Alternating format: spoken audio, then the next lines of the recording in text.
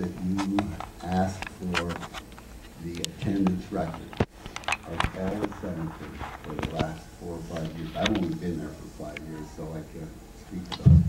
But I'll tell you, there's an awful lot of them that never show up at all. There's an awful lot of them that go on trips all around the world on their money. The only trips I've made in 5 years are to go from province to province to province. I don't go to China, I don't go to London. Okay. All right, let's go back up to the audience. I'd like to start by saying thank you for letting me have a question here. Historically, this country has always had a disproportionate political representation east to west. By creating or by increasing the power of the Senate without having constitutional reform, does this increase the disproportionate power to the east versus the west, because you have 6 provinces east of Ontario and you have 3 provinces east of Manitoba? So a problem that's, or something that's good for the west is not necessarily good for the east, especially considering the fact that Alberta has a lot of money in the north and such. So, yeah, what do you think about that? Sorry. We're going to try to go to one voice per side. Who would you like to speak first? Senator Brown. Okay.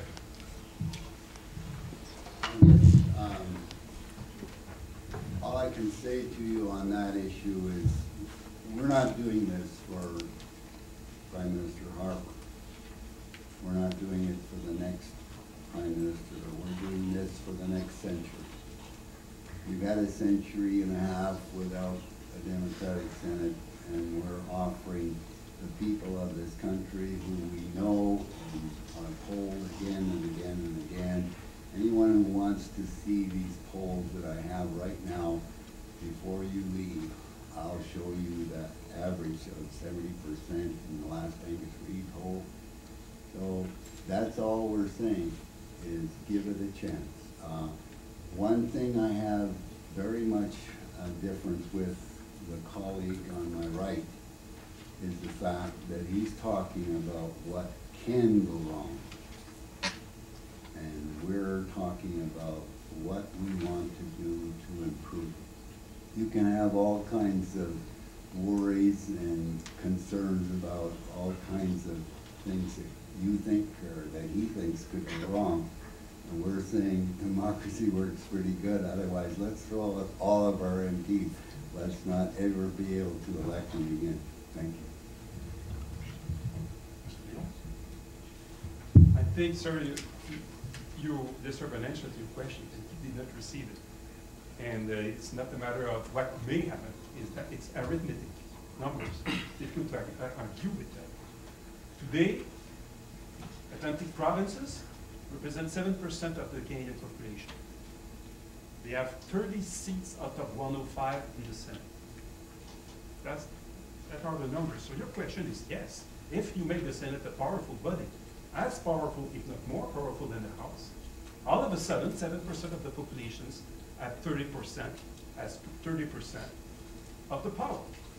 While Alberta, which is about 11% of the Canadian population, will have 6 seats out of 105. Let's say 6% of the power in the Senate, a powerful Senate.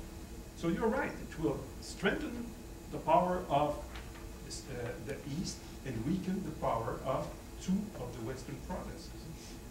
Now, if we follow the view of Senator Brown, and we have an equal Senate, that means not the same number of seats by province. Atlantic Canada has all of a sudden 40% of the seats, and Alberta 10%. So it's not really an improvement. So I suspect that if we negotiate the number of seats by province, it's doable, but it's unlikely to be equality of seats. It's unlikely to be Senator Brown's suggestion that some senators would have more weight than others in voting, because some would come with big provinces and others with 2 small provinces. I think everybody will find that far too complex to understand. I have ideas how we redistribute seats by regions or by province. I'm just saying it cannot be done by a vote. It should be done by constitutional change. So you're completely right in your question. And these are the numbers. If this sort of an answer, I give it. Question, sir? Yeah, hi, this is for Senator Brown primarily. Two things. One is you use a lot of anecdotes about bad senators. I think we could probably find an awful lot more anecdotes about really crappy MPs, especially now, okay? Now, you also like to talk about democracy, and you are appointed by and essentially seem to represent the views of a prime minister who has no interest in democracy. I'll use my own MP as a good example. She didn't show up for any of the debates. She has no clue what's going on. Her job is not to show up in the Commons except when there's a vote, and then go, yeah, or nay, depending on what the boss says. I don't see how you can argue democracy for a government that we have right now. But that aside, you just sort of screwed your own argument by pointing out the fact that we've had an unelected Senate for closing in on 150 years. We have probably the nicest constitutional democracy on the planet, and it is relatively democratic. So rather than complain that Mr. Dion offers things that could go wrong, why don't you notice that nothing really has gone wrong with the system that we have? And what's the point of changing it? There really is no point. Yes, if you're given the choice of, do you want your senator to be elected, do you want the right to elect a senator? Maybe I do, but for most Canadians, they don't really even know what the Senate does. And as long as it stays the way it is, it seems to have worked. I think that just the system that we have now rests on its own record as a very, very successful system, not needing change. Thank you.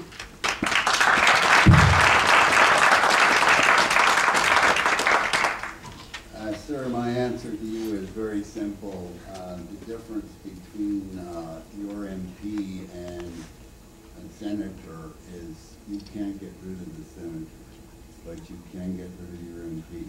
How? Because you don't vote for them every 4 years. If you seriously believe that any of the recall or representation that was reformed is reflected in the current government of Mr. Harper, I think you're quite delusional.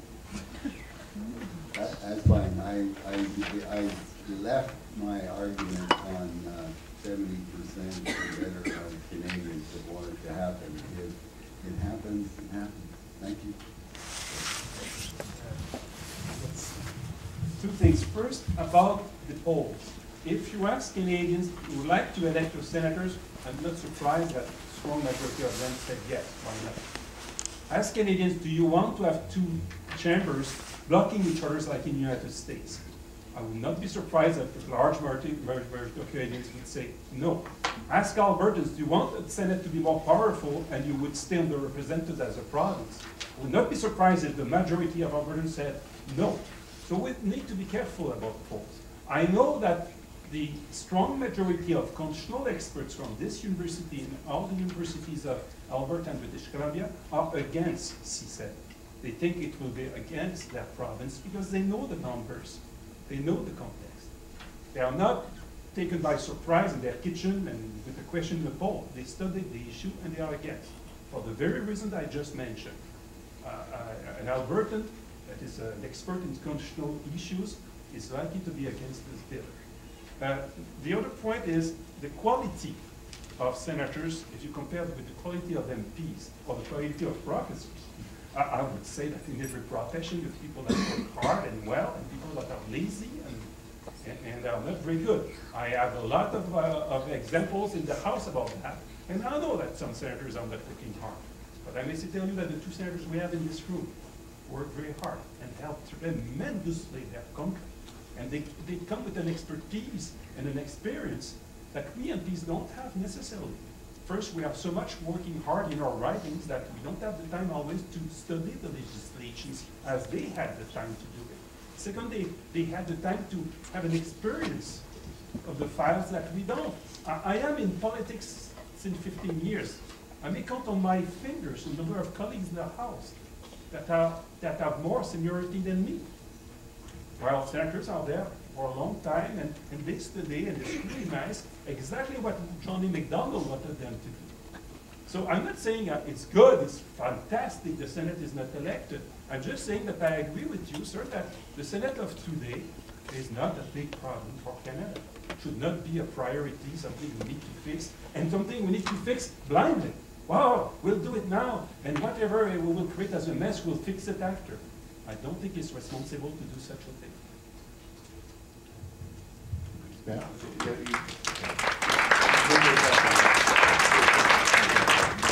Go ahead, Matt. So this question is directed towards Monsieur Dion. So you have some valid points about the problems of C-7, but C-7 isn't the only way to reform the Senate. And maybe it's not election, maybe it's not equality between the provinces, but the polls do consistently show that Canadians aren't satisfied with the way the Senate is now. So bringing in the provinces to discuss what would your proposals be for any alterations to the Senate, or would you have any? Would you just keep it the same? I would have my preferences about what would work better for Canada than the Senate we have. It's not a perfect institution, and I have ideas about how to improve Canada. I would say how to improve our democracy. A lot of ideas about how to improve Canada, but how the democracy works, I have ideas about that. I would say my priority would not be to address the Senate first. It would be to address the electoral system in the House of Commons. It will make much more progress in order to have a fairer balance between regions of the country, to have more accountability, more involvement of the youth especially, in looking at the electoral system of the country. So it's not that I'm against any changes. I'm just saying that this one is really badly done. It's really dangerous for the country. Senator Brown. Thank you. All I'm saying is that the majority of Canadians in all provinces want elected senators, and that's what our goal is. We're also wanting to make sure that we cover anything that is not working perfectly in another country, like the United States, where you have to spend $60 million to become a senator. And in Australia, they've made changes to the elected Senate so that they will not allow the Senate to create dissolution of the Parliament. And we certainly don't want to do that either. We just want every province to have one vote. And whether we agree that we want all the Senate seats that are there now to stay, and for 2 provinces to have 24 senators, and Alberta and others only have 6, that's up to the people. That's up to the constitutional amendment. And we keep saying that we have no intention of doing anything without a constitutional amendment. In fact, Harper cannot do it without a constitutional amendment. And in order to do that, you have to have 7 provinces out of 10 representing 50% of the population. We're just trusting the people so that it will happen from the people, not by the government.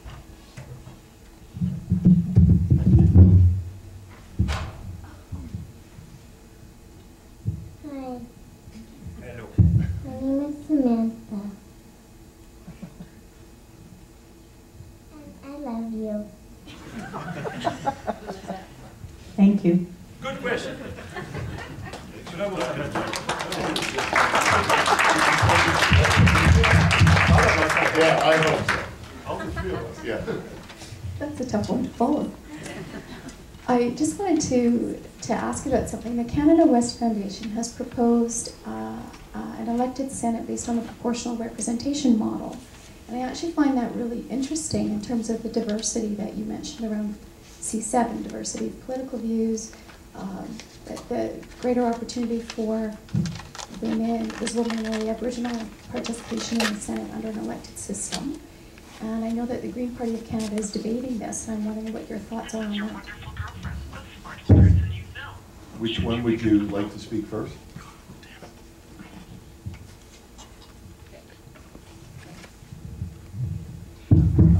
I'm not against proportional representation if that's what the people of this country want.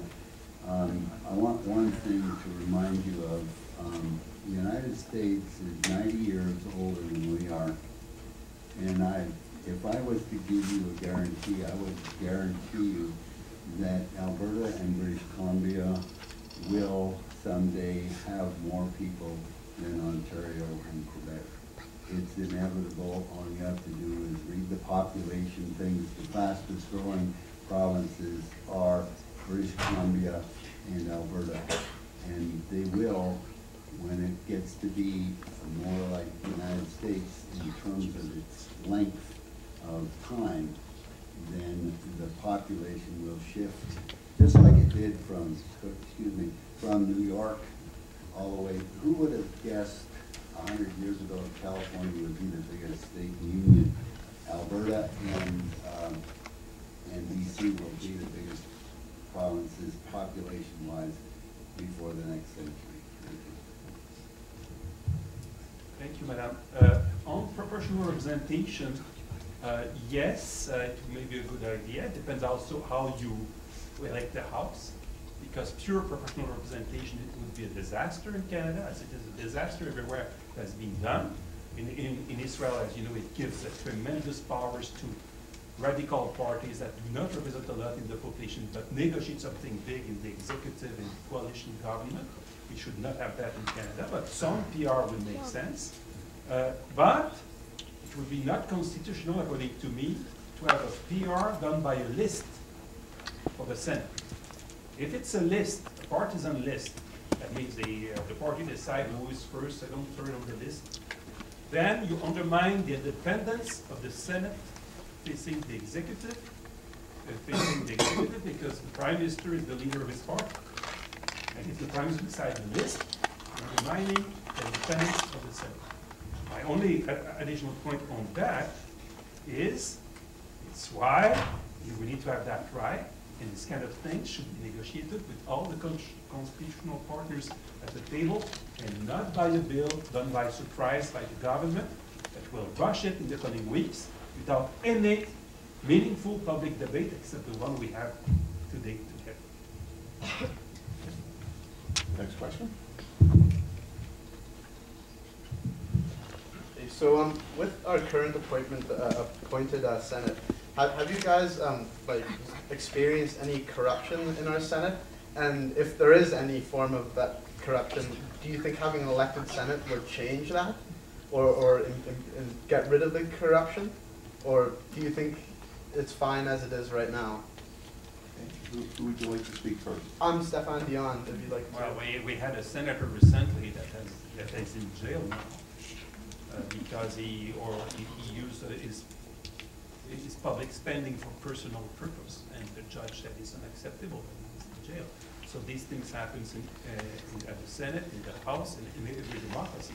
What we need to be sure is that we have this strong, independent judicial system in order to have the check against this kind of unacceptable behavior. But it's not because you have bad doctors that you abolish the hospitals. It's not because you have bad taxi drivers that you don't use a cab when you need it. On the overall point of view we have about the Senate, I just want to quote the senator, who is not of my party, Senator Hugh Segal. I think he's a very, very respectful Canadian. It's what he wrote. My own experience, both with the Senate and senators over the 3 decades, and my explicit experience since being appointed in 2005, leads me to agree with those who extol the sense of honor, duty, diligence, and public service that inspires the vast majority of those who have served or do serve in our chamber. Conservative ministers like Peter Van Loan, who have attacked the people and the institution, reveal more about their mean-spirited myopia and institutional inexperience. The senator is supporting an elected Senate, is a conservative, and is what he has to say about the Senate of today, which is quite positive, as you see.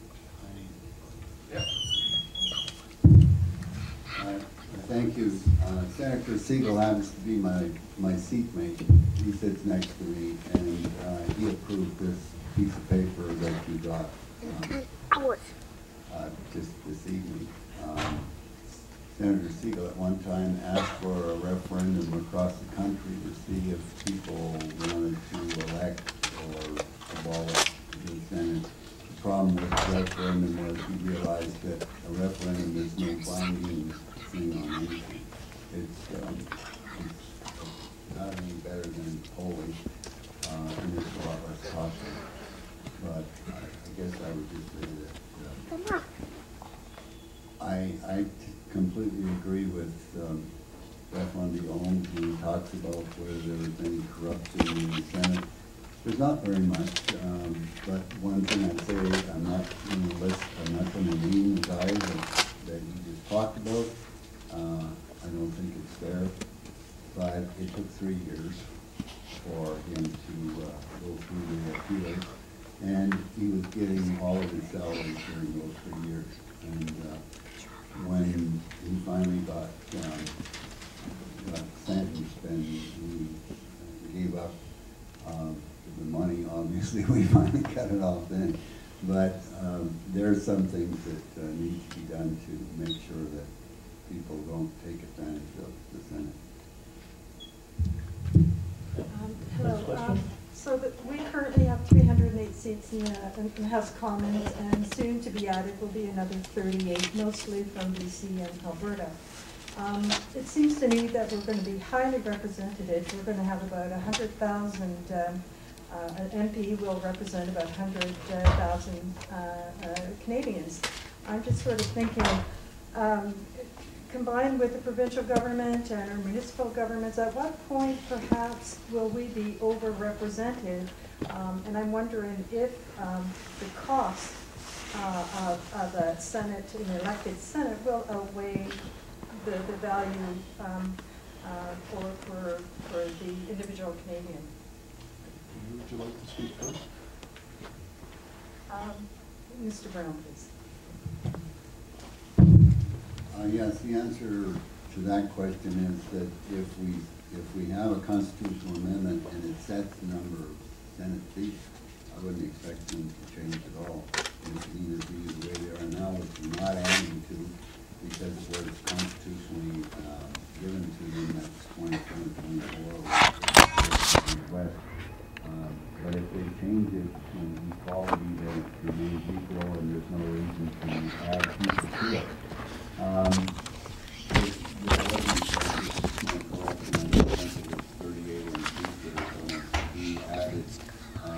It's actually 30, if I remember correctly. It's 15 for Ontario, and 3 for Quebec, and 6 for Alberta, and 8 for BC. That should have a 30. But whatever it is, it should be 30. But one more time, I'd use an example of the United States. In 1910, they had 100 and some, well, they call them congressmen, but they're actually representatives of the government. And they had a finite number of them, and they had 70,000 people in each constituency. That was 1910. In 2010, they now, the same number of representatives are there. They didn't make more constituencies. Each constituency is now representing over 700,000 people. There's only so many seats you can put in the House or the Senate, unless you want to tear that building down and rebuild it at a very, very heavy cost. Sooner or later, we will not have an increase in either MPs or senators. You see, British Columbia, Alberta, and Ontario has a more extensive demography than the average of Canada. So over time, they became underrepresented in the House. So we needed to correct it. The Prime Minister decided to add 30 seats. We go to 308 to 338. With the Liberals, I was a spokesperson, we suggested to keep the number of seats as 308 and 2. take some seats from some provinces and to give it to a growing province. I think it would have saved a lot of money. Speaking about money, these elections, these Senate elections would be costly, millions of dollars each time. And the C-7 is so poorly done that it would be for provinces to pay. So many provinces said if it's a federal election, the federal government should pay something. The link between the number of seats in the House for Alberta, additionally in Ontario, and the debate we have today about C-7 is that the Atlantic provinces and Manitoba, Saskatchewan, Quebec see their share of the House decreasing. They are nervous about it. It's why Quebec had 3 seats. They were so nervous that the only francophone province in North America, they give us more seats. So they gave 3 seats to Quebec to cool down the situation of Quebec. But the fact that Quebec will see its share of the total number of seats decreasing over the years because its demography is decreasing. So these provinces will say to Alberta, you created, with your prime minister coming from Alberta and your minister coming from Alberta, a powerful Senate. We didn't ask for it. You created it. And now you want us to give you more weight in this powerful Senate at a time where our weight in the House is decreasing? No way. So I say that this bill is wrong for Alberta.